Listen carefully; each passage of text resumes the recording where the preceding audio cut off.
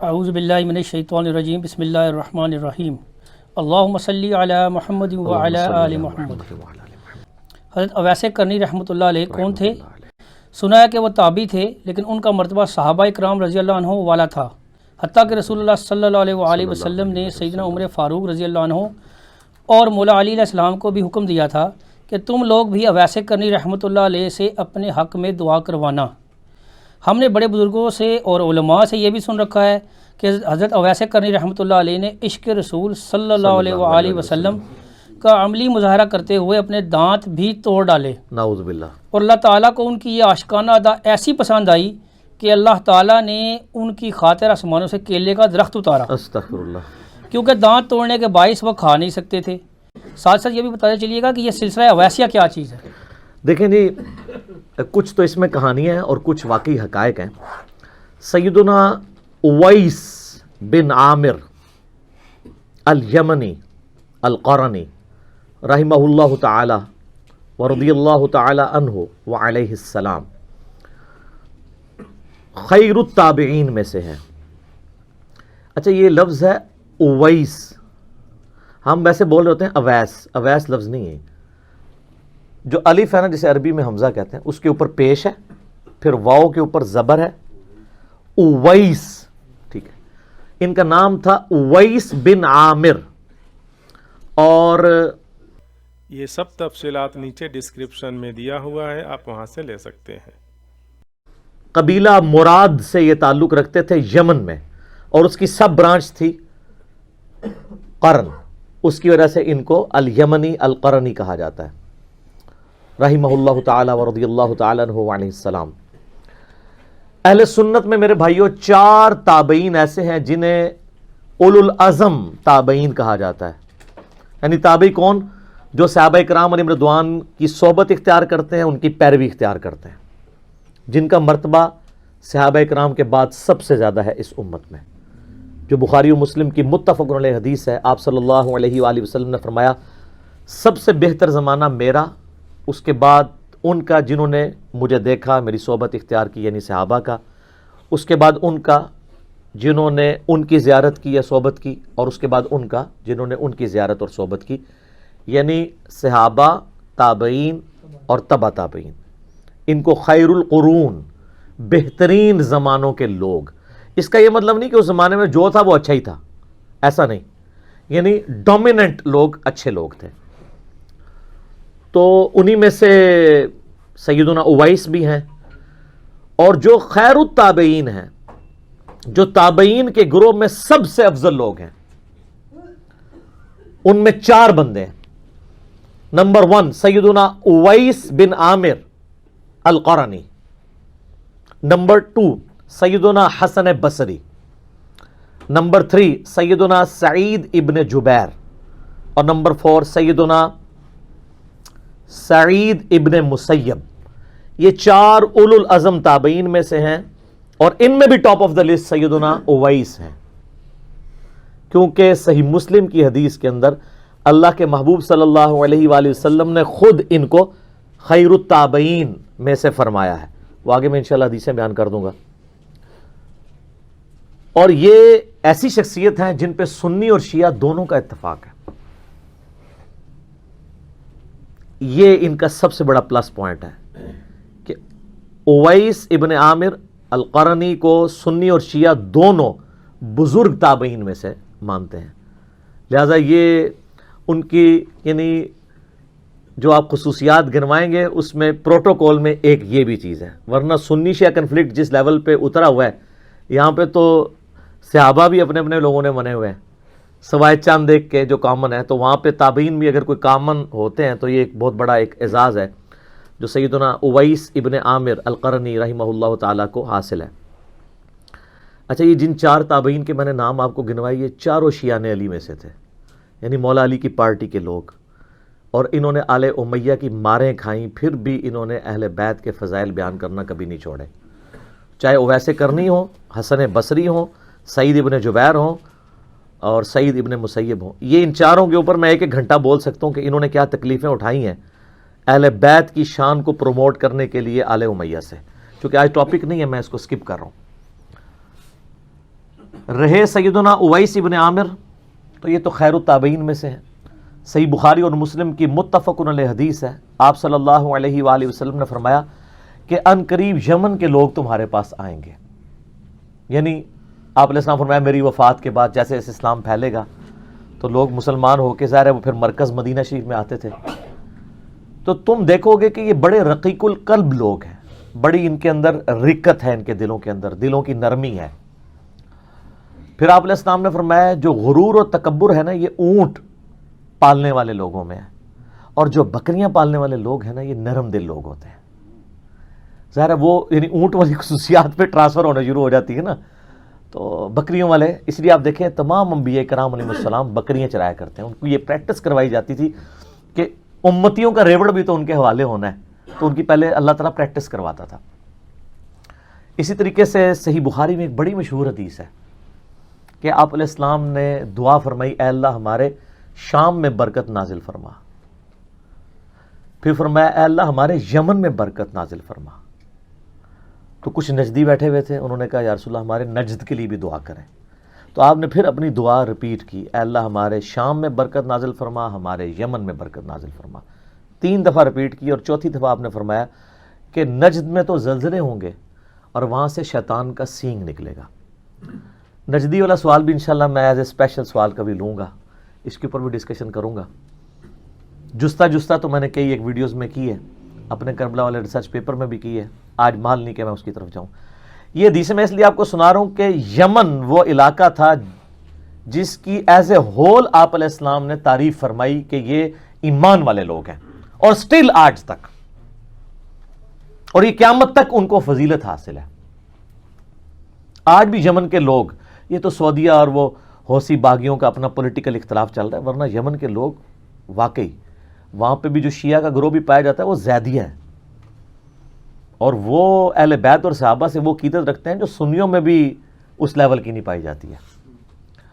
تو وہ خام خواہ کہہ دیتے ہیں وہ رافضی ہیں، وہ رافضی نہیں ہیں، وہ زیدیہ ہیں جو واقعی ٹرو شیعہ نے علی الحمدللہ خلفائے راشدین کے ماننے والے رضی اللہ عنہم اجمعین وعلیہم السلام اجمعین۔ تو اویس کرنی جو تھے نا یہ بھی یمن کے رہنے والے تھے، شام اور یمن جس کے لیے دعائیں کی گئیں، یمن کے رہنے والے، قبیلہ مراد کی سب ایک شاخ تھی قرن، اس کے ساتھ ان کا تعلق تھا الحمدللہ۔ اچھا، صحیح مسلم میں اوپر تلے اکٹھی 3 حدیثیں ہیں اویس کرنی کے بارے میں۔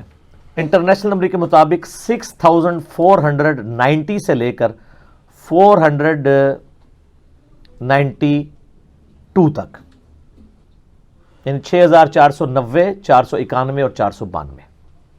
اس کے اوپر چیپٹر ہی ہے اویس القرنی کی فضیلت کا بیان، اور یہ تینوں حدیثیں سیدنا عمر فاروق رضی اللہ تعالیٰ عنہ علیہ السلام سے ہیں۔ یہ جو مولا علی کا ذکر آیا نا، ان احادیث میں مولا علی کا ذکر نہیں ملتا، وہ ہمارے چند وائزین نے مولا علی کا بھی بیچ میں نام داخل کر دیا۔ بیسیکلی حضرت عمر سے یہ ساری چیزیں ریلیٹڈ ہیں، جو مسلم شریف میں آپ اوپر تلے یہ 3 احادیث پڑھ سکتے ہیں۔ اب یہ وہ تینوں احادیث اتنی امپورٹنٹ ہیں کہ میں ان تینوں کو کوشش کروں گا کہ یہاں پر کور کروں۔ پہلی حدیث جو صحیح مسلم میں ہے وہ 6490 ہے، سیدنا عمر فاروق رضی اللہ تعالیٰ عنہ سے۔ آپ نے روایت کیا کہ آپ صلی اللہ علیہ وآلہ وسلم نے اویس کرنی کے بارے میں کیا فرمایا تھا۔ وہ کانٹیکسٹ حدیث کا یوں شروع ہوتا ہے کہ اہل کوفہ کا ایک وفد امیر المومنین سیدنا عمر فاروق رضی اللہ تعالیٰ عنہ وعلیہ السلام کو ملنے کے لیے آیا۔ ان میں ایک ایسا بندہ بھی تھا جو سیدنا اویس کا مذاق اڑایا کرتا تھا، حالانکہ ان کے قبیلے کا تھا۔ تو سیدنا عمر کی عادت تھی جب بھی حج کے موقع پر لوگ آتے تھے نا، تو ظاہر ہے لوگ پھر آپ کو آ کے ملتے بھی تھے، آپ ہر سال ہی حج کیا کرتے تھے، تو لوگوں کی خواہش ہوتی تھی امیر المومنین کی زیارت بھی ہو جائے گی، اور وہ ان کے لیے پیر و مرشد بھی تھے، بیعت بھی کی ہوئی تھی، سب کچھ تھا، صحابی بھی تھے۔ تو اس وفد، جب بھی کوئی وفد آتا نا تو خصوصاً کوفے سے، تو حضرت عمر فاروق کی عادت تھی ان سے پوچھا کرتے تھے کہ بھئی تم میں سے کوئی شخص اویس ابن عامر کو جانتا ہے؟ تو وہ جو بندہ حضرت اویس کا مذاق اڑایا کرتا تھا نا، ان کے قبیلے کا بندہ، آج بھی دیندار لوگوں کا لوگ مذاق اڑاتے ہیں، پاگل ہیں، فنیٹکس ہیں، یہ تو نہیں ہے بالکل ہی دنیا چھوڑ کے بیٹھ جاؤ۔ اچھا جی، دین دنیا ساتھ لے کے چلو، حالانکہ جو یہ کہہ رہے ہوتے ہیں اللہ کے فضل سے نماز بھی انہوں نے کبھی پڑھی ہوتی، اور آپ کو مشورہ دے رہے ہوتے ہیں دین دنیا ساتھ، یعنی 24 گھنٹہ میں سے 12 اللہ کے لیے 12 دنیا کے لیے، نہیں، 1 گھنٹہ نہیں دے سکتے 5 نمازوں کا وہ ملا کے کمبائن۔ تو بتایا گیا کہ یہ امیر المومنین، تو پوچھا کہ تم اہل قرن میں سے ہو؟ انہوں نے کہا ہاں جی میں قرن میں سے ہوں۔ تو انہوں نے کہا کہ میں نے نبی صلی اللہ علیہ وآلہ وسلم سے خود سنا تھا، حضرت عمر کہتے ہیں کہ تمہارے پاس یمن میں سے ایک آدمی آئے گا، اویس بن عامر، اس کی ایک والدہ ہے جس کی خدمت کی وجہ سے اس سے مشغولیت ہے، یعنی وہ میری خدمت میں اس لیے حاضر نہیں ہو سکا کہ اپنی ماں کی خدمت کرتا ہے، اور اس کی ماں کا کوئی اور ایسا رشتہ دار نہیں جو اس کو لک آفٹر کر سکے۔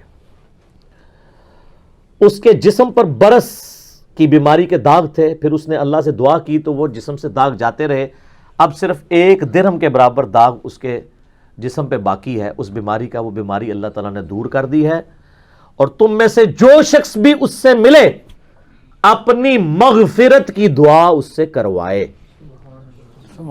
اچھا، نبی علیہ السلام نے یہ نہیں کہا کہ اس سے جو ہے وہ مال و دولت کی دعا کروائے، استغفار کے الفاظ ہیں، اپنے لیے استغفار کروائے کہ وہ اللہ کے حضور تمہارے لیے استغفار کرے۔ اس سے اگلی حدیث جو صحیح مسلم کی ہے 6491، اس میں الفاظ ہیں، آپ صلی اللہ علیہ وآلہ وسلم نے فرمایا ان خیر التابعین رجل یقال له اویس، بے شک تابعین میں سب سے بہتر شخص وہ ہے جس کا نام اویس ہوگا۔ اب خیر التابعین خود ہی نبی علیہ السلام نے گریڈنگ کر دی، جس طرح ہم گریڈنگ کرتے وقت سیدنا ابوبکر عمر عثمان و علی کو ٹاپ پہ لے کے آتے ہیں، تو تابعین میں ٹاپ پہ کون؟ اویس ابن عامر رضی اللہ تعالیٰ عنہ وعلیہ السلام ورحمہ اللہ تعالی، تو وہ خیر التابعین میں سے ہے۔ تم میں سے جو شخص اس سے ملے اپنے حق میں دعائے مغفرت کروائے، اور وہ شخص ایسا ہے کہ اگر وہ اللہ کے نام کی قسم کسی معاملے میں اٹھا لے تو اللہ تعالیٰ اس کی قسم کو پورا کر دے گا۔ سبحان اللہ، بہت بڑی فضیلت ہے۔ جو بخاری مسلم میں حدیث ہے نا کہ دنیا میں ایسے لوگ بھی ہیں اگر کسی معاملے میں اللہ پر قسم کھا دینا تو اللہ تعالیٰ ان کی قسم پوری کر دیتے ہیں۔ یہ وہ حدیثیں ہیں جو بیان کر کر کے نا اپنے نانگے پیروں کو لوگ ثابت کر رہے ہوتے ہیں۔ سر، جن کو نماز نہیں آتی، تجوید کے ساتھ اذکار نہیں آتے، وضو غسل کا طریقہ صحیح طریقے سے نہیں آتا، ان کے بارے میں یہ حدیثیں نہیں ہیں۔ وہ تو ان درویشوں کے لیے ہیں جنہوں نے اپنی زندگی اللہ کے لیے دی تھی، اپنی عبادت کروانے کے لیے نہیں، اللہ کی عبادت کرنے کے لیے۔ اپنے آپ کو انہوں نے مٹایا ہوا تھا۔ یہ وہ لوگ تھے جنہوں نے کبھی یہ نہیں کہا تھا ہم اس وقت تک جنت میں نہیں جائیں گے جب تک اپنے سارے مریدوں کو نہ لے جائیں۔ کتنے؟ ایک ہی جا کے پتہ چلے گا۔ یہ وہ لوگ نہیں تھے جو اتنے متکبرانہ جملے بولتے ہوں کہ تمام ولیوں کی گردن پہ میرا پاؤں ہے۔ جن کی طرف منسوب بھی کیا انہوں نے بھی نہیں یہ بولا ہوا، ہم ان کو نہیں کرٹیسائز کر رہے، ان کے جو یہ فالوورز ہیں نا ان کو کرٹیسائز کر رہے ہیں، کیوں جھوٹی باتیں ان کی طرف تم لوگوں نے منسوب کی ہیں۔ اچھا، جو تیسری حدیث ہے نا صحیح مسلم کی 6492، وہ بڑی لمبی حدیث ہے اور بڑی رکت انگیز حدیث ہے، اور وہ بھی سیدنا عمر فاروق رضی اللہ تعالیٰ عنہ علیہ السلام سے ہے۔ اس میں بھی یہ الفاظ موجود ہیں کہ ایسے اللہ کے نیک بندے جو اللہ پر قسم کھا لیں کہ اللہ ان کی قسم پوری کرے، اویس ابن عامر بھی ان میں سے ہے۔ وہ حدیث یوں ہے کہ سیدنا عمر فاروق رضی اللہ تعالیٰ عنہ کو جب حج کے موقع پر لوگ ملنے کے لیے آتے تھے نا تو ان کی عادت تھی کہ وہ ہر دفعہ ان کا انٹرویو کیا کرتے تھے، خصوصاً یمن کے جو لوگ تھے، کوفے کے لوگ تھے، کیونکہ کوفے میں بھی قرن قبیلہ آباد تھا۔ اسی طریقے سے ایک دفعہ وہ انٹرویو کر رہے تھے تو آپ نے پوچھا کہ تم میں سے کوئی شخص اویس موجود ہے؟ تو بائی چانس اس سفر کے اندر سیدنا اویس بھی آئے ہوئے تھے خود امیر المومنین کے پاس۔ تو آپ نے ان سے پوچھا تم اویس ہو؟ ان کا ہاں۔ قبیلہ قرن سے تعلق رکھتے ہو؟ ہاں۔ اچھا، تمہاری ماں ہے جس کی خدمت کی مشغولیت کی وجہ سے نبی علیہ السلام کے پاس نہیں حاضر ہو سکے تھے اور اس کی کوئی دیکھ بھال کرنے والا نہیں ہے، بوڑھی ماں کا؟ ان کا جی ہاں۔ اور تمہیں برس کی بیماری بھی تھی، پھر تم نے اللہ سے دعا کی اور اللہ تعالیٰ نے تمہاری بیماری دور کر دی اور صرف 1 درہم جتنا نشان تمہارے جسم پہ باقی رہ گیا برس کا، تم وہی ہو؟ ان کا ہاں جی میں وہی ہوں۔ تو پھر سیدنا عمر نے کہا کہ میں نے تو نبی علیہ السلام سے تمہارے بارے میں یہ سنا تھا کہ کہ جو شخص اس سے ملے اس سے اپنے لیے دعائے مغفرت کروائے. ہائے ہائے ہائے ہائے. ایک صحابی تابعی کو کہہ رہا ہے, سر آپ ذرا امیجن کریں تو, اور تمہارے بارے میں فرمایا تھا کہ تم کسی معاملے میں اللہ پر قسم کھا لو, اللہ وہ قسم بھی پوری کر دے گا, تو تم میرے لیے دعائے مغفرت کرو. پہلے تو وہ تھوڑے ریلیکٹنٹ ہوئے, ظاہر ہے امیر المومنین کروڑوں ایسے کرنی سیدنا عمر کی جوتیوں پہ قربان, مرتبہ تو ظاہر ہے وہ. تو پھر حضرت عمر نے جب کہا کہ مجھے نبی علیہ السلام نے حکم دیا تھا تو میرے لیے دعا کرو, تو پھر انہوں نے ان کے لیے دعا کی. یہاں میں ایک شرعی مسئلہ بھی آپ کو بتا دوں کہ جو افضل شخص ہے وہ مفضول سے دعا کروا سکتا ہے. جو افضل شخص ہے وہ ایسے شخص سے دعا کروا سکتا ہے جو اس سے کم افضل ہو, جس پہ اس کی فضیلت ہو. اب یہ تو ڈفرنس ہی کچھ نہیں ہے. بخاری اور مسلم دونوں میں حدیث ہے کہ جس شخص نے اذان کا جواب دیا, یعنی وہی کلمات ریپیٹ کیے, ڈیٹیلڈ حدیث مسلم میں آتی ہے, بخاری میں بھی ہے, اس کے بعد ایک دفعہ درود شریف پڑھا اور پھر اللہ کے حضور میرے لیے وسیلہ کے مرتبے کی دعا کی, جو جنت میں ایک مقام ہے, اور میں اللہ سے امید کرتا ہوں کہ وہ کائنات میں ایک شخص کو ملنا ہے اور وہ میں ہی ہوں. تو جس نے بھی میرے لیے دعا کی کہ مجھے اللہ وہ وسیلہ کا مقام دے, تو میری شفاعت اس کے لیے حلال ہو جائے گی. صلوات بر محمد و آل محمد, اللہم صلی علی محمد و علی آل محمد. اب مجھے بتائیں, نبی علیہ السلام کو ہماری دعاؤں کی ضرورت ہے؟ وسیلے کا مقام تو ان کو مل چکا ہے, لیکن دنیا میں کروڑوں لوگ سینکڑوں سال سے حضور کے لیے دعا کر رہے ہیں. ایون یہ جو ہم نے درود شریف پڑھائی ہے کیا ہے؟ یہ بھی نبی علیہ السلام کے حق میں دعا ہے. تو جو مفضول, یعنی ہم مفضول ہیں, اپنے سے بہت افضل شخصیت یعنی امام اعظم محمد رسول اللہ صلی اللہ علیہ وآلہ وسلم, جو سید الاولین والآخرین ہیں, شفیع المذنبین ہیں, رحمت للعالمین ہیں, اور خاتم النبیین ہیں, امام الانبیاء والمرسلین ہیں صلی اللہ علیہ وآلہ وسلم. انہیں ہماری دعاؤں کی ضرورت نہیں ہے, لیکن اللہ تعالیٰ کو اپنے محبوب کا ذکر اپنے بندوں سے سننا اچھا لگتا ہے. بغیر ریزیمبلنس کے میں بات کر رہا ہوں. کسی فقیر نے اگر کسی بڑے بادشاہ سے کوئی بھیک مانگنی ہوتی ہے تو کیا کہتا ہے؟ تیرے بچوں کی خیر. حالانکہ اس کے بچے اس پہ تو ڈیپینڈنٹ نہیں ہوتے ہیں, لیکن اس کی تعریف کر کے وہ اس کے حضور مقام حاصل کرنا چاہتا ہے. تو نبی علیہ السلام کا اللہ کے ساتھ جو رشتہ ہے خالق اور مخلوق کا, وہاں تو ظاہر اولاد والا معاملہ نہیں ہے. اللہ تعالیٰ کو بھی خوشی اس بات سے محسوس ہوتی ہے کہ اس کے نبی علیہ السلام کے ریفرنس سے اس کی طرف متوجہ ہوا جائے. صلاۃ بر محمد و آل محمد, اللہم صلی علی محمد و علی آل محمد صلی اللہ علیہ وآلہ وسلم. اچھا, یہ جو حدیث تھی نا 6492, اس میں آگے بھی کچھ الفاظ ہیں. جب دعا کروا لیتے ہیں پھر حضرت عمر کہتے ہیں کہ اویس, میں گورنر کوفہ کو تیرے لیے خط نہ لکھ دوں کہ ذرا تیرا خیال رکھا کرے؟ ہم میں سے کوئی ہوتا کہتے حضور ضرور لکھے. ہائے ہائے ہائے. سر, جو اللہ کے ساتھ لگ جاتے ہیں نا, ان میں غنا آ جاتا ہے. ان کا علم نہیں, مجھے اس کی حاجت نہیں ہے. مجھے تو بوریا نشین اور بسیدہ کپڑوں میں جو ملبوس لوگ, درویش لوگ, ان کے ساتھ بیٹھنا پسند ہے. مجھے کسی دنیاوی غرض کی حاجت نہیں. یعنی وہ چار ہزارہ کوفہ وہ چھاونی تھی جو حضرت عمر نے قائم کی تھی, فوجی چھاونی, ایک سینٹرل مقام تھا جہاں سے رومن اور پرشین امپائر جس کو مسلمانوں نے ڈھیر کیا تھا, ان کے سینے میں وہ کوفہ شہر آباد کیا تھا کہ وہاں سے آپ دونوں سپر پاورز میں بغاوت کو کچل سکیں. خطرہ تو رہتا ہے نا. تو انہوں نے کہا یا حضرت مجھے اس کی کوئی حاجت نہیں ہے.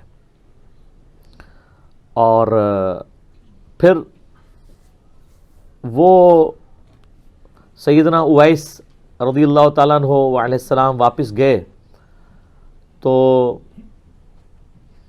ایک بندہ جو یہ ساری مجلس, جس کو اس مجلس کی خبر تھی, وہ وہاں پہ ان کو کوفے میں جا کے ملا,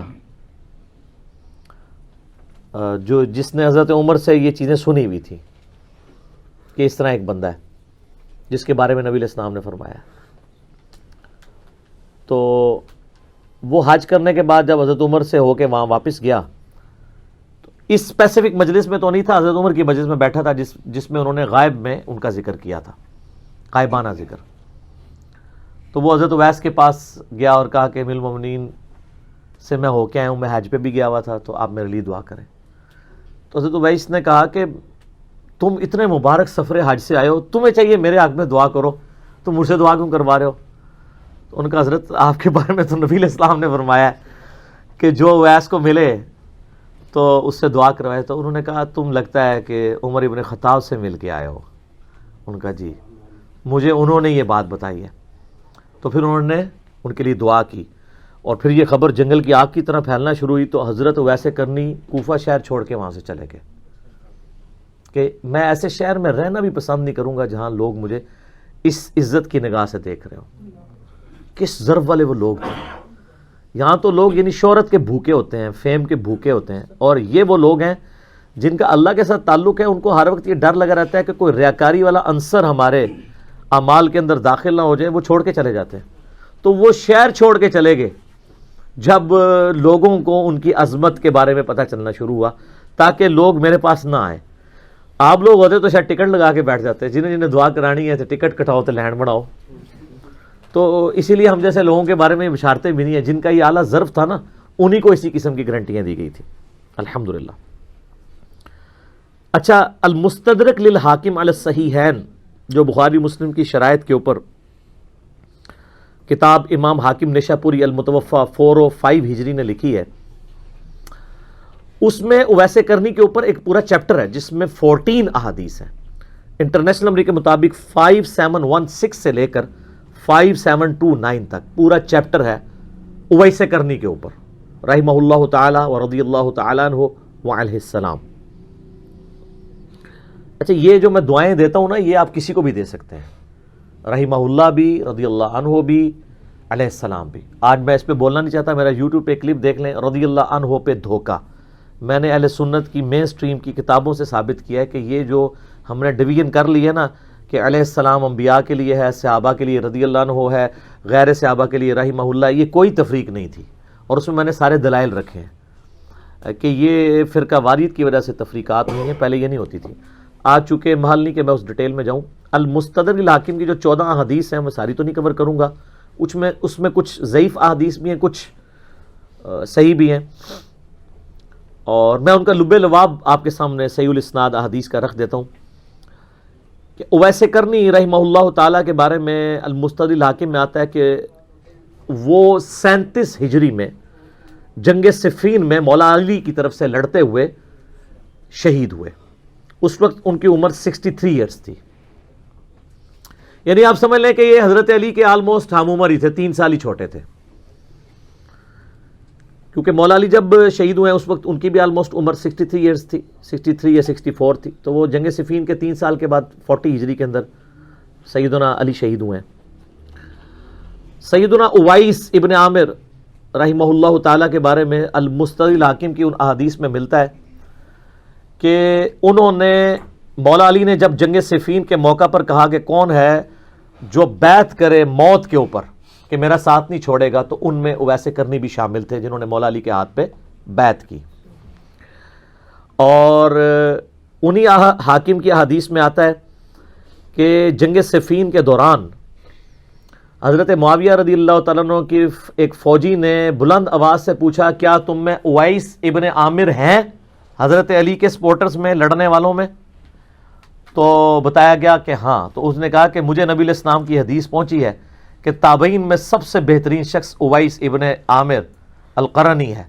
اس نے اپنے گھوڑے کو ایڑی لگائی اور حضرت معاویہ کی فوج چھوڑ کے حضرت علی کی طرف آ گیا. وہ اس بات پہ، جس طرح کہ عمار ابن یاسر کی وجہ سے کتنے لوگ آئے. حضرت معاویہ جنگ کیوں ہارے تھے صفین؟ کیونکہ جب عمار ابن یاسر کو لوگ دیکھتے تھے نا حضرت علی کی طرف، اور پھر بعد میں وہ شہید بھی ہو گئے.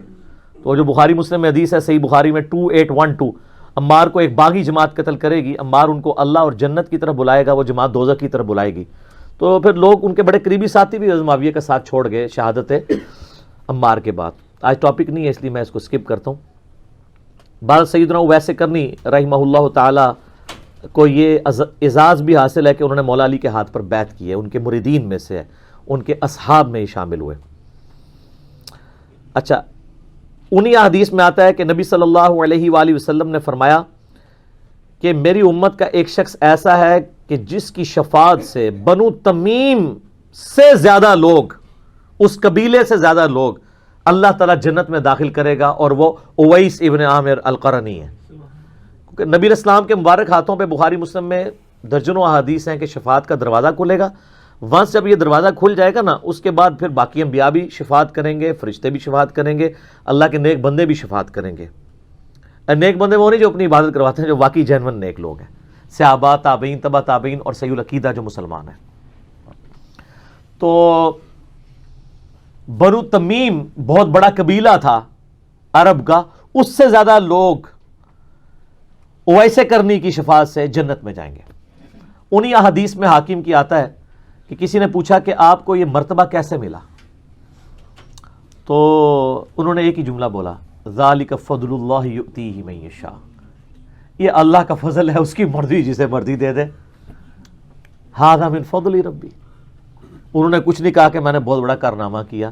ٹھیک ہے، ہم تو ویسے اس کو اجتہاداً کہتے ہیں کہ انہوں نے اپنی ماں کی خدمت کی. ماں کی خدمت بڑے لوگوں نے کی ہوگی، بہرحال وہ اللہ کی مرضی ہے. اور بعض جو واعظین ہیں وہ ماں کو بیچ میں لا کے نا تو یہ ثابت کرنے کی کوشش کرتے ہیں بس ماں کی خدمت کر لو، بے شک نمازیں نہ پڑھو. یہ ان کی زندگی میں سے ایک پہلو تھا. اصل چیز یہ تھی کہ گاڈ کانشسنس تھی ان کے اندر. انہی حاکم کی احادیث میں آتا ہے المستدل حاکم میں کہ وہ فرمایا کرتے تھے لوگوں کو واعظ و نصیحت کرتے ہوئے جب کوئی ان کے پاس کوئی چلا جاتا تھا کہ تم اپنے آپ کو یوں سمجھو جیسے تم پوری دنیا کے قاتل ہو. اللہ کے سامنے اپنے آپ کو اس عاجزی کے ساتھ پیش کرو. ایک قتل کیا ہو تو وہ کتنا بندہ اللہ سے ڈرتا ہوگا. گویا تم نے پوری دنیا کو قتل کیا ہوا ہے نا، تو جتنے بڑے مجرم تم ہوگے نا، اپنے آپ کو ہر وقت اسی طرح کا مجرم سمجھا کرو. یہ ان کے اندر خدا خوفی موجود تھی. اچھا، انہی حدیث میں ایک بڑی ڈیٹیل حدیث ہے، اس کی صحت میں گویا ویسے تو اختلاف ہے. 5726 نمبر المستدل حاکم میں حرم بن حیان والی رضی اللہ تعالیٰ عنہ وعلیہ السلام، وہ بھی تابعین میں سے ہیں. بس اس میں کچھ چیزیں ہیں جو میں سمجھتا ہوں انمول موتی ہیں، میں بیان کر دوں. اس میں کوئی حرج نہیں ہے کہ ہم ان چیزوں کو ڈسکس کر لیں.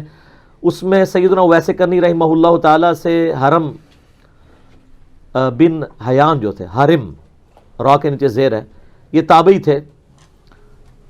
یہ ملنے کے لیے آئے تو کچھ نصیحتوں کے لیے کہا، تو انہوں نے نصیحت جو کی وہ قرآن سے کی.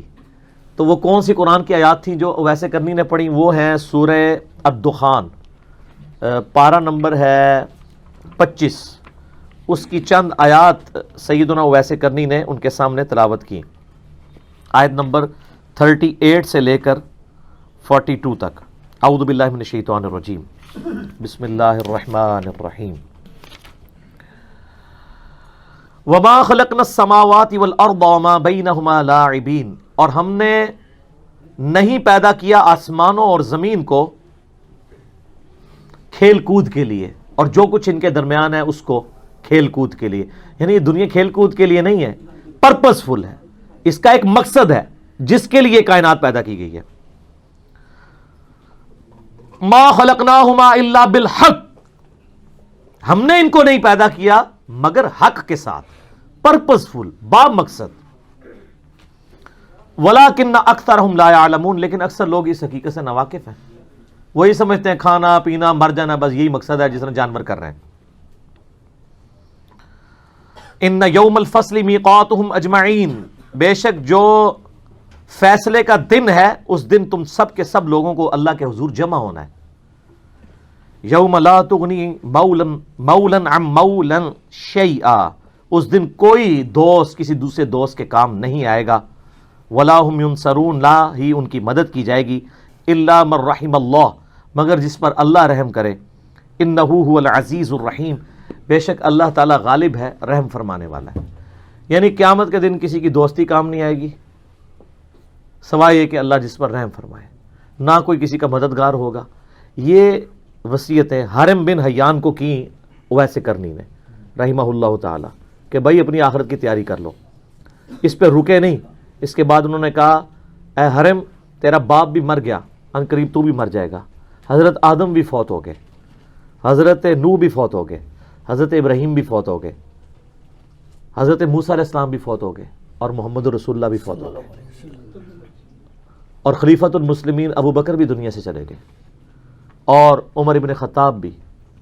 تو کہنے لگے امیر المومنین عمر بن خطاب کو تو میں مل کے آیا ہوں، وہ تو زندہ ہے. تو انہوں نے کہا ان قریب تمہیں میری اس بات کا علم ہو جائے گا، یعنی ان کو بھی تو موت آنی ہے، وہ بھی تو مر جائیں گے. تم اپنے آپ کو مردوں میں شمار کرو، ہر وقت اپنے موت کے معاملے میں سیریس رہو. پھر انہوں نے درود شریف پڑھا، صلاۃ بر محمد و آل محمد، اللہم صلی علی محمد و علی آل محمد. پھر کچھ مختصر دعائیں کی، اور اس کے بعد کہا کہ اے حرم، میں تمہیں نصیحت کرتا ہوں کہ اللہ کی کتاب کو مضبوطی سے پکڑ لینا. آپ کے بزرگ بابے جو ہیں وہ کہتے ہیں ہمارے بزرگوں کے شجرے پکڑ لینا. اور آپ حیران ہوں گے کہ تصوف میں یہ دونوں پرسنالٹیز ٹاپ آف لسٹ تابعین میں شمار کی جاتی ہیں، حرم بن حیان بھی اور ویسے کرنی بھی، باقاعدہ سلسلے بنائے ہوئے ہیں ان سے. اور وہ وصیت کر رہے ہیں قرآن کو پکڑ لینا، یعنی مردے بخشوانے، لیکن نہیں، قرآن کی توحید پر عمل کرنا، ایاک نعبد و ایاک نستعین، یا ویسے کرنی المدد نہ کہنا، اللہ ہی کو پکارنا.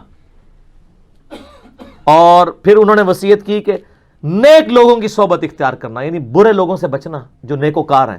نیکوکار وہ جو اللہ کی عبادت کرواتے ہیں، اپنی پرستش نہیں کرواتے. اور کہا کہ نبی علیہ السلام پر درود شریف کثرت سے پڑھتے رہنا، اللہم صلی علی محمد و علی آل محمد. اور چوتھی چیز فرمائی کہ اپنی موت کو یاد رکھنا. بار بار اس چیز کو انہوں نے ریپیٹ کیا. اب رہا جو یہ سلسلہ اویسیہ کا پوچھ رہے تھے، وہ کہتے ہیں کہ سلسلہ اویسیہ اس طرح ہے، کہانی تو انہوں نے حدیث سے لینی ہوتی ہے، سارے مسلمانوں کو جو ڈاج کروانی ہوتی ہے. وہ کہتے ہیں دیکھیں اویسے کرنی جو ہے نبی علیہ السلام سے فزیکلی ملے نہیں تھے، اس کے باوجود نبی علیہ السلام کا فیض ادھر ٹرانسفر ہوا. لہٰذا ہمارے جو پیر فقیر جو ایک دوسرے سے ملے نہیں ہوئے، کوئی کسی قبر پہ جا کے فیض لے لیتا ہے نا، تو وہ سلسلہ اویسیہ ہوتا ہے. دیکھو کڈی وڈی کہانی کڈی. اسی کے تحت وہ کہتے ہیں نا کہ امام جعفر کے مرید جو ہیں وہ بایزید بستامی ہیں. اور بایزید بستامی والا میرا کلپ دیکھ لیں، اس میں میں نے کتنی انجین نہیں کی ہے کہ بھی بایزید بستامی 191 ہجری میں پیدا ہوئے ہیں، اور امام جعفر صادق 148 ہجری میں 40 سال پہلے آلموسٹ کم از کم فوت ہو چکے تھے. وہ اگلی کہانی کراتے ہیں نہیں، وہ قبر پہ جا کے نا انہوں نے فیض حاصل کیا تھا. وہ سلسلہ اویسیہ ہے. اس سے پوچھے ویسے کرنی تو حضرت عمر کی اور مولا علی کی بیعت کرتے رہے، انہوں نے نبی علیہ السلام کی تو قبر پہ جا کے بیعت نہیں کی ہے، جو فزیکل بندہ سامنے موجود ہے اس کی بیعت کی ہے. یہ قبر والا سلسلہ آپ نے وہاں سے کہاں سے نکال لیا؟ اور پھر مسلم شریف کے مقدمے میں نے آپ کو بتایا نا کہ تابعین میں ایک شخص آگے کہتا ہے کہ جب جنگ صفین کے موقع پر ابن مسعود آئے تھے، انہوں نے ہم سے ایک حدیث بیان کی تھی، تو باقی تابعین کہتے ہیں کہ ابن مسعود تو 33 ہجری میں فوت ہو چکے تھے اور جنگ صفین 37 ہجری میں ہوئی ہے. ابن مسعود مرنے کے 4 سال کے بعد قبر سے نکل کے تمہیں حدیث بیان کر کے چلے گئے. ایسے ہو سکتا ہے کہ وہ قبر سے نکل آئے؟ اور یہاں تو 40 سال بعد بزرگان دین کو نکال کے ان سے باتیں کر رہے ہیں. تو یہ سلسلہ اویسیہ جو ہے بالکل جعلی ہے. اور اگر آپ نقشبند سلسلے کو بھی دیکھیں گے، اس میں بھی آپ کو یہ سارے لنکیج مس نظر آئیں گے. یہ بایزید اور امام جعفر کا بھی، اور آگے بایزید اور ان کے مرید ابو الحسن خرقانی کا بھی، وہ بھی مرنے کے بعد دنیا میں تشریف لائے اور انہوں نے وہ جو کچھ کیا ہے اور وہ پورے سلسلے چلائے ہوئے. یہ سب کچھ جعلی جھوٹی باتیں، شریعت میں ان کی کوئی اصل نہیں ہے، یہ کہانی ہے. رہا معاملہ دانت توڑنے والا، تو میرا خیال ہے اس کے ساتھ تو بہت کچھ ہو چکا ہے. ٹھیک ہے، اب تو ان کے دانت توڑنے چاہیے اگر شریعت میں اجازت ہوتی کہ جو یہ جھوٹے واقعات بیان کرتے ہیں. یہ اس قسم کی ساری کہانیاں جو آپ کو یہ رو کے علماء دین بیان کر رہے ہوتے ہیں نا، ان کہانیوں کا جو موجد ہے نا وہ شیخ فرید الدین عطار المتوفا 627 ہجری ہے، جس نے کتاب لکھی تذکرۃ الاولیاء، جس کو بریلوی اور دیوبندی دونوں چھاپ رہے ہیں، اور اس کتاب کے حوالے فضائل سنت میں بھی ہیں اور فضائل اعمال میں بھی ہیں. اس نے ویسے کرنی کے اوپر جو چیپٹر باندھا ہے نا، اس میں لکھا ہے کہ انہوں نے نبی علیہ السلام کی محبت میں غزوہ احد میں چونکہ دانت شہید ہوئے تھے، وہ تو ٹھیک ہے، بخاری مسلم دونوں میں موجود ہے کہ نبی علیہ السلام کے 4 دانت شہید ہو گئے تھے. قرآن میں بھی اشارتاً اس کا ذکر ہے. سورہ آل عمران میں نبی علیہ السلام کی مبارک زبان سے پھر دعائے ضرر بھی نکل گئی تھی، تو نبی علیہ السلام کو اللہ تعالیٰ نے کہا لیس لک من الامر شیء، اے نبی آپ کو کوئی اختیار نہیں، اللہ چاہے تو ان کو ہدایت بھی دے سکتا ہے. اور اسی خالد بن ولید کو بخاری مسلم دونوں میں آتا ہے کہ اللہ کے نبی علیہ السلام کی مبارک زبان سے سیف اللہ کا لقب بھی ملا ہے. وہ اللہ ذالک فضل اللہ یؤتیہ من یشاء. اور پھر صرف لقب نہیں ملا، پھر رومن اور پرشین امپائر پہ اللہ نے مسلط کیا ہے اس پیگن کو ایک بت پرست کو مسلمان بنا کر رومن اور پرشین امپائر الٹوائی ہیں۔ سیدنا خالد بن ولید پہ میرا آپ کلپ دیکھ لیں، تو وہ دانت شہید ہوئے تھے، وہ کہتے ہیں اس کی یاد میں حضرت ویسے کرنی نے اپنے دانت توڑ دیے، اور اتنی بڑی کہانی لکھی فرید الدین عطار نے کہ مولا علی اور سیدنا عمر جب ملنے گئے ویسے کرنی کو، تو ویسے کرنی نے ان کو تانا دیا اس بات کا، میڑا ماریا کہ تواڈے دانت سلامت نے، میں دیکھو پن لے جے میں وڈا عاشق رسول جے۔ لعنت ایسے عقیدے کے اوپر جو مولا علی اور سیدنا عمر کی توہین کرتے ہیں رضی اللہ عنہما وعلیہم السلام۔ ان لوگوں کا آپس میں کوئی کمپیریزن ہے مرتبے کا؟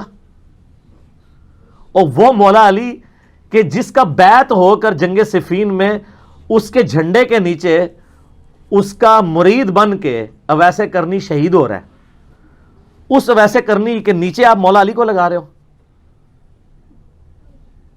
یعنی دیکھیں کدھر تک بات جاتی ہے۔ وہ مولا علی جس کے بارے میں سنن ابن ماجہ میں حدیث ہے، مسند امام احمد میں، المستدرک الحاکم میں، کچھ حصہ ترمذی میں بھی ہے کہ حسن و حسین جنتی نوجوانوں کے سردار ہیں، اور ان کے باپ علی ابن ابی طالب ان سے بھی بہتر ہے۔ اور دیکھیں کہاں کہاں ملا رہے ہوتے ہیں، اور پھر یہی چیزیں کر کے نا، کیونکہ ان کو پتہ ہے کہ بھئی صحابہ کرام علیہم رضوان کہ اگر ان کو ہم اوپر لے آئیں گے تو پھر ہم اپنے بابوں کو بھی اوپر لا سکتے ہیں ترقی دے کر ہرارکی میں۔ نہیں، انج نہیں ہوئے گا سر۔ اب ادھر ایک چیز اللہ نے بھیج دی ہے جو آپ سے کوئی غصے سے بات نہیں کرتی، صرف ریکویسٹ کرتی ہے کہ مرنے سے پہلے اے مسلمان کر لے اس پہ غور، کتابوں کا خدا اور ہے، بابوں کا خدا اور جب تو غور کر لے گا تو تیرے دل سے آواز نکلے گی کیا کہ نہ میں وابی نہ میں بابی، میں ہوں مسلم علمی کتابی۔ تو یہ بالکل صراحتاً توہین ہے، اور یہ اتنی بڑی کہانی ہے کہ تصوف میں یہ کشف المحجوب کتاب علی بن عثمان حجویری المتوفا 465 ہجری نے لکھی، جو فرید الدین عطار سے بھی 300 سال پہلے لکھی گئی، انہوں نے بھی ویسے کرنی پہ چیپٹر باندھا ہے، اللہ کے فضل سے اس میں یہ واقعہ موجود نہیں ہے۔ وہ تھوڑی علمی شخصیت تھے تو ان کو بھی شرم آئی کہ میں اس طرح کا واقعہ نہ لکھوں، فرید الدین عطار نے بعد میں یہ لکھا ہے۔ یعنی ایون تصوف کی کتابیں بھی جو سینئر کتابیں ہیں، سینئر بزرگوں کی لکھی ہوئی، ان میں بھی یہ واقعہ نہیں ہے۔ اب کئی علماء ہیں جنہوں نے ایون بریلوی مکتبہ فکر کے عالم میرے استادوں میں سے ایک ہیں، میں نے بہت کچھ ان سے لرن کیا ہے، مفتی اکمل صاحب، انہوں نے خود ڈینائی کیا ہے کہ یہ واقعہ ٹھیک نہیں ہے، لیکن یہ واقعہ بکتا ہے۔ اس کو زیادہ بیچا ہے شیعہ نے اپنے ماتم کے جواز میں، اس میں ماتم کے حق میں جو یہ 3 دلائل دیتے ہیں، میرا کلپ ملینز آف پیپل تک پہنچے، آپ لکھیں ماتم کے حق میں دلائل، اہل تشیع کے علماء کو میں نے جواب دیا، اس میں ایک دلیل یہ پکڑتے تھے، اور میں نے ان کو اینٹی وینم والا جواب دیا کہ مجھے آپ یہ بتائیں کہ مولا علی بڑے عاشق رسول ہیں یا ویسے کرنی؟ مجھے تو ویسے یہ سوال کرتے ہوئے بھی شرم آ رہی ہے، لیکن ہمیں بعض اوقات اس لیول پہ اترنا پڑتا ہے۔ تو سر بخاری اور مسلم دونوں اٹھا کے دیکھیں، سہل ابن سعد السعدی جلیل القدر اصحاب میں سے ہیں، سابقون الاولون میں سے، یہ وہی ہیں جن کے بارے میں صحیح مسلم میں آتا ہے کہ آل امیہ نے ان کو بلا کر کہا، صحیح مسلم 6229 نمبر حدیث، کہ تم ممبر پہ آ کے حضرت علی پہ لعنت کرو اور کہو لعن اللہ ابا التراب۔ انہوں نے کہا میں کبھی مولا علی پہ لعنت نہیں کروں گا، ٹھیک ہے؟ تو بڑی رکت انگیز حدیث ہے، میں بیان نہیں کر سکتا، کئی لیکچرز میں نے بیان کیے، وہ آپ دیکھ سکتے ہیں۔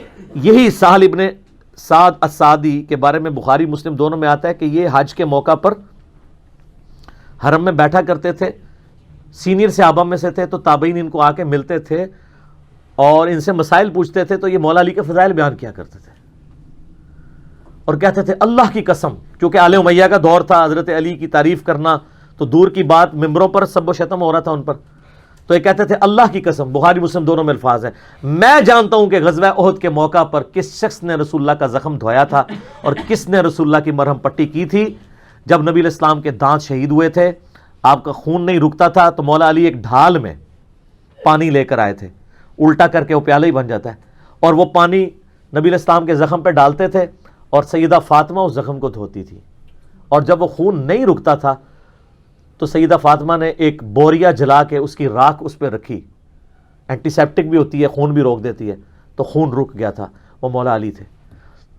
تو میں بڑے احترام سے عرض کروں گا کہ جس مولا علی نے اپنے سامنے نبی علیہ السلام کے دانت شہید ہوتے نہ صرف دیکھے بلکہ مرہم پٹی کرنے والوں میں شامل ہیں، انہوں نے تو اپنے دانت نہیں توڑے. اگر یہ کوئی عشق کی نشانی ہوتی تو وہ پوری کر لیتے. اور نبی علیہ السلام کی اپنی بیٹی جن کے بارے میں بخاری مسلم میں آتا ہے جنتی عورتوں کی سردار ہیں, انہوں نے اپنے دانت نہیں توڑے. تو اویس قرنی نے اگر یہ کیا ہے تو کون سا کمال کیا ہے؟ کیا ہی نہیں, جھوٹ ہے, یہ ان کی طرف بالکل غلط منسوب کیا ہے. سیدنا اویس ابن عامر اس سے بری ہیں. ان کی فضیلت کے لیے کتنی حدیث تو میں نے بیان کر دی ہیں. آپ جعلی روایتیں بیان کریں گے کسی کو اوپر کرنے کے لیے, تو یہ طریقہ ٹھیک نہیں ہے. رہا کیلا, تو سر شیخ گوگل حافظہ اللہ سے پوچھ لیں کہ یہ کیلا کس صدی میں دنیا میں آیا, تو وہ آپ کو کیلے کی ہسٹری بتا دے گا. سر کیلا تو لاکھوں سال سے دنیا میں ایگزسٹ کرتا ہے. ہو سکتا ہے آپ شیخ گوگل کی بات نہ مانیں, تو سر قرآن میں سورۃ الواقعہ کھول کے دیکھ لیں, قرآن میں کیلے کا ذکر ہے. طلح منضود, کیلوں کے گچھوں کا ذکر ہے, یعنی جنت میں یہ کیلے دیے جائیں گے. تو کیلوں کا اگر ذکر قرآن میں آیا تو ان سے مخاطب تھا اللہ تعالیٰ, جن کو پتا تھا کیلا کسے کہتے ہیں. تو صحابہ کرام کے زمانے میں کیلا تھا, لوگ کھاتے تھے. ویسے کرنے کے لیے کیلا نازل نہیں ہوا, کیلا بہت پہلے کا نازل ہوا تھا. تو یہ بھی بالکل کہانی ہے, اور یہ اتنی بڑی کہانی ہے یہ کسی صوفی نے بھی نہیں لکھی ہوئی. وہ دانت توڑنے والی تو فرید الدین اطہار نے پھر لکھی نہ, وہ کہانی کہیں لکھی ہوئی بھی ہے جعلی. یہ وہ کہانی ہے جو عوام نے گھڑی ہے. تو سر عوام کو بھی حق ہے نا, جب بابے گھڑتے ہیں وہ کہتے ہیں ایک سر ساڑی بھی ایڈ کر لو, اسی کیوں پیچھے رہ جائیے. تو انجانے میں اویس قرنی کے اس واقعے سے یہ باقی سارے صحابہ کی توہین کر جاتے ہیں کہ اویس قرنی کو بڑا عاشق رسول تھے ایز کمپیئر ٹو ابو بکر, عمر, عثمان و علی رضی اللہ عنہم اجمعین کے, وعلیہم السلام اجمعین کے. کیونکہ جن کے سامنے دانت ٹوٹے ہیں ان کا پہلا حق ہے کہ وہ اپنے دانت توڑیں, اگر یہ کوئی نیکی کا کام ہے. یہ تو اپنے آپ کو تکلیف دینا تو یہ تو حرام ہے, ایسا کبھی ہو نہیں سکتا. سنن ابی داؤد میں حدیث ہے جس نے مردے کی بھی ہڈی توڑی نا, گویا اس نے زندہ کی ہڈی توڑی. مردے بندے کی بھی آپ ہڈی نہیں توڑ سکتے. تو کوئی بندہ خود اپنے آپ کو اس طریقے سے نقصان پہنچائے گا, یہ اسلام کے مزاج کے خلاف ہے. اسی لیے میں کہتا ہوں کہ اللہ کا شکر ہے کہ گوروں کو اردو نہیں آتی اور آپ لوگوں کو انگریزی نہیں آتی, ورنہ وہ دین کا مذاق اڑائیں گے آپ کے یہ سارے واقعات سن کے کہ کانوں میں سے دھواں نکلے گا. اور میں آپ کو یہ تحدیث نعمت کے طور پہ کہہ رہا ہوں, تکبر کے طور پہ نہیں. اگر یہ پلیٹ فارم ہمارا نہ ہوتا نا, یہ آپ لوگوں کو کچھ عرصے بعد باتیں سمجھ آ جائیں گی. آپ کی ینگ جنریشن نے دین سے متنفر ہو جانا تھا, جو کہانیاں کروائی تھیں انہوں نے, سیکولر ہو جانا تھا انہوں نے کہ یار یہ کیا کس قسم کا دین یہ پیش کر رہے ہیں. اس کا ذکر میں نے صرف اس لیے کیا چونکہ اویس قرنی کے ساتھ مولا علی کی شان جڑی ہوئی ہے, چونکہ حاکم میں بار بار یہ روایت آئی ہے کہ ان کی شہادت جنگ صفین میں مولا علی کی طرف سے لڑتے ہوئے ہوئی ہے. تو پھر اویس قرنی کا ذکر کربلا سے اور صفین سے ہٹ کے کیسے ہو سکتا ہے؟ یہ جتنا بھاگتے ہیں نا جی اس ٹاپک سے, یہ ہانٹ کرتا ہے ٹاپک ان کو. یہ کوئی ٹاپک ڈسکس نہیں کر سکتے حسین کے بغیر رضی اللہ تعالیٰ عنہ علیہ السلام. اویس قرنی کی بھی بایوگرافی آپ مولا علی حسن حسین کے بغیر ڈسکس نہیں کر سکتے. جو بھی چیز ڈسکس کریں گے تو کہیں نہ کہیں وہ چیزیں آ جائیں گی. ٹھیک ہو گیا جی.